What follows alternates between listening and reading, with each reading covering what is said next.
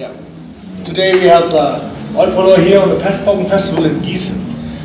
Very happy to meet you and have more than 20 years anti-fascistic punk rock on this table.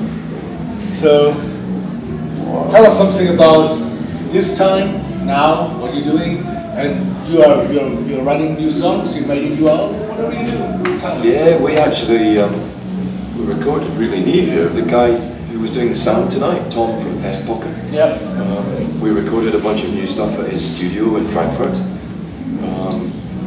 was kind of ridiculous actually, because when we went there a few months ago in March, end of March, we were supposed to play, and I think it was XS, but we weren't allowed to play for supposedly being anti-Semitic.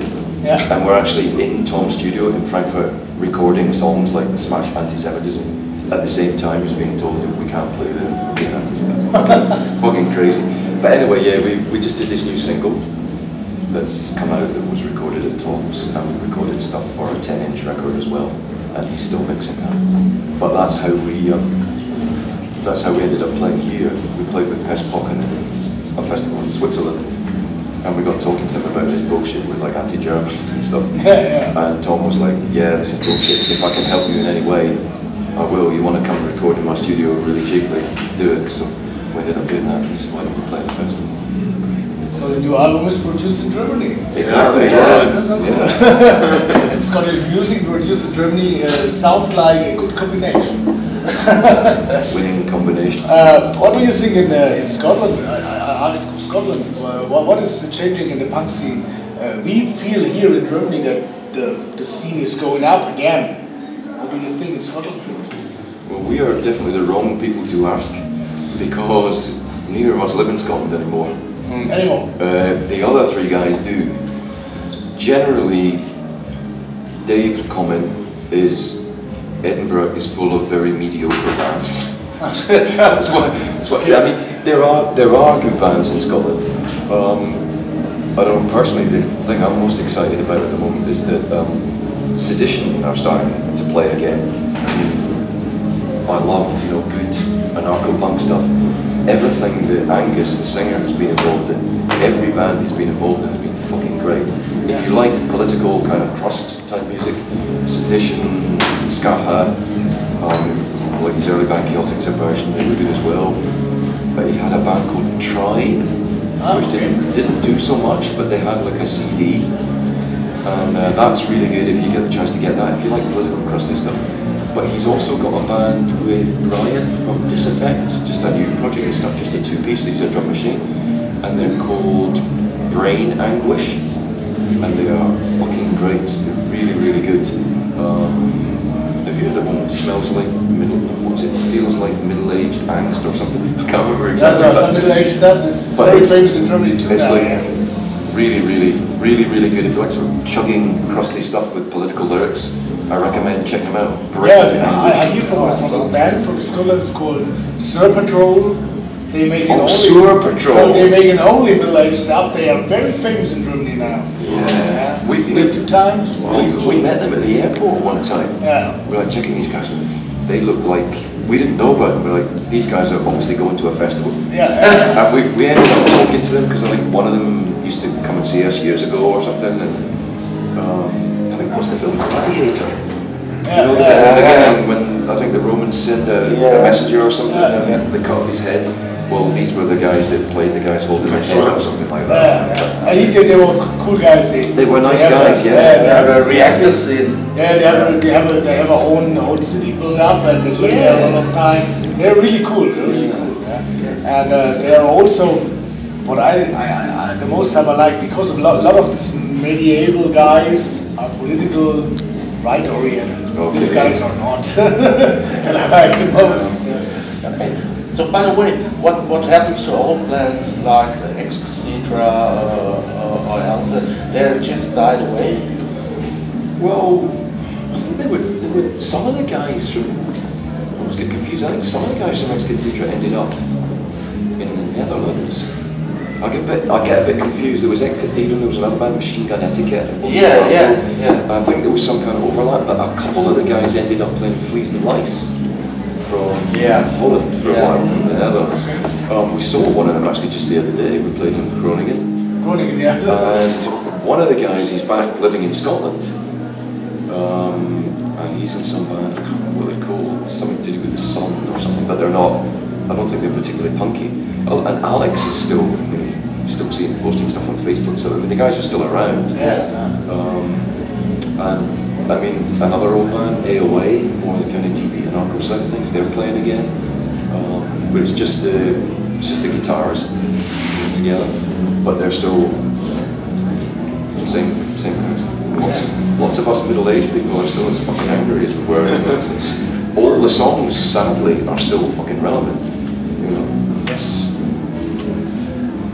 well, the band always called Polloi, and a lot of skinheads think you're an Oi band. You're definitely not an Oi band. They don't understand what it means, Polloi. Did you have any connection to Scottish Oi scene or something else? Not really sure there was much of a Scottish Oi scene. I mean, there was that band, The Strike, from Inverness. They were on the strength through Oi. Yeah, they're old. Yeah, I mean, this is a long time ago, and I mean, this was obviously before the days of the internet and stuff, and there weren't such good connections, and I never ever heard of them playing in Edinburgh or anything like that. I suspect they probably just played in the Inverness area. And then there were Running Riot, where the singer died 2 years ago, which was a very fine band from the right side. And then your bands were very strange to me, like Haggis. So where I have to doubt, they belong more to the far right wing, but I'm not sure about that. About like which bands? Haggis. Oh, they're like the Norwegian band. Yeah. Haggis. No, nothing about them apart from that everyone said they were dodgy. But never really been. But I think so also the scenes in Europe and also in England are, what can I say, in England, because after the Brexit you're not Europe. but I think the scene is coming up again. So I hope you see that, support the Scottish bands, also support the Scottish whiskey. That's very important. Well, I mean, for the music, we'd recommend people to check out Brain Anguish in a way. Yeah. And I mean, there's other bands that are still Tau Cross. Oh, from Scottish. Has a Scottish connection.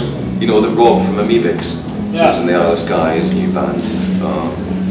Scottish enough, he lives there. I think most of them are North American or something like that. But what other good bands are there from? Oh, Mantia. They are fucking great. Glasgow based now. Okay. The singer, bass player, Kerry Ava, she's like really clued up together political stuff with a slant towards like indigenous people's rights and so on. She's like always going and speaking at United Nations conferences and stuff like that. Does a lot of good. We wanted to tour with them in Germany and have a kind of theme of the tour being about stuff like indigenous people's rights and linguistic human rights and so on. Because we've encountered so much fucking bullshit here because of that. You know, everything is interpreted as you being some kind of crazed right-wing nationalist if you say it would be shit for this language to get wiped out, or it's shit for these people to face discrimination because they have their own language or culture. Yeah. Last time we played in Leipzig, we were talking about the situation of the people that speak Sorbish. That was that part of the country, and we actually had people like trying to bottle us on stage because of that. They were saying like "Scheiß Nationalisten," which is so ridiculous because the nationalism problem in that case is fucking German nationalism. You've got people speaking Sorbish being attacked by German speakers because they're not speaking German. German nationalism is the fucking problem, and these people who would claim that they are, you know, anti-nationalist are fucking having to go at us because we would like respect for minority cultures. There's no such thing as fucking. It's not like the Sorbs want their own country and they want to kick out Germans. It's the same with Gaelic. You know, this time we get accused of Gaelic nationalism. There's no such thing. It's so fucking ridiculous to say you are nationals because you're singing Gälisch. And the same people who say there's hype bands from Basque country singing Euskadi. Singing about your roots. Found the error in this. I think singing about your roots, where you come from. I mean, one of the things. I'm not having a go at this band because I know that they're definitely not a right band or anything. But when we were getting banned from Coney Island in where's that? Is that Leipzig as well? Isn't it? It's Coney Island. Because they're dodgy nasties. And at the same time, the Swedish band Percolate were playing there. Now, I think they do a lot of good stuff, but they have a couple of songs that are fucking moronic. That song, the yellow and the blue. You know, about the Swedish flag. It's total out and out nationalism. And how you can say, oh yeah, this band is so cool now, and then people like us who actually aren't nationalists, you know, it's a bit contradictory. Well, it's extremely contradictory. I think we always have to think about where we come from, but it's nothing to do with to sing in a fucking border country. To sing I'm German or I'm Scottish or whatever. Yeah, but your roots are your roots. Your language are your language. Yeah. I think the thing that we notice is, especially here in Germany, a lot of people who are German speakers naturally, it's their mother tongue, seem to be unable to reflect on their privileged position as speakers of a dominant language in a dominant culture. Yeah. So people who speak like Sorbish or whatever, they have to fight for things that German speakers don't even have to think about. Yeah, right. You take for granted every day. It's the same with Gaelic speakers. You know, people get like thrown out of shops because they're heard speaking Gaelic, or they'll get like abused. You know, it happens sometimes. It happens all the time, but it happens sometimes. We've seen cases where people in court, they get convicted because they're not in court in their native language. You know, and the nuances of evidence. I've seen people get convicted because they couldn't speak their native language. You know, they couldn't use their native language in court. They had to use English. And there's a lot of other things like that. German speakers in Germany take that stuff for granted. But do you think it's a German specific problem? I think it's a problem in most countries where there is a dominant culture. But German-speaking countries is really the only place where we've encountered people saying that, oh, that's like dangerous nationalism, and that's like really like say in other countries like the English certainly don't care. Well, yeah, I mean English don't. They understand. Nationalisms. Like people, England understands the problem of Scotland. England says, okay, you even want your own country. We understand that they. Look at the French. So I think this problem is not only on one country. Every country has this. Well, every country has a problem with like minorities being discriminated against, but I think Germany, obviously because of your history, so many people see everything through the prism of your experience, especially in the Nazi times. Right. That's why, I mean, we, years and years ago, before we even encountered any of the anti-German thing, we got asked to do a tour here, and it was for Earth First, the environmental group.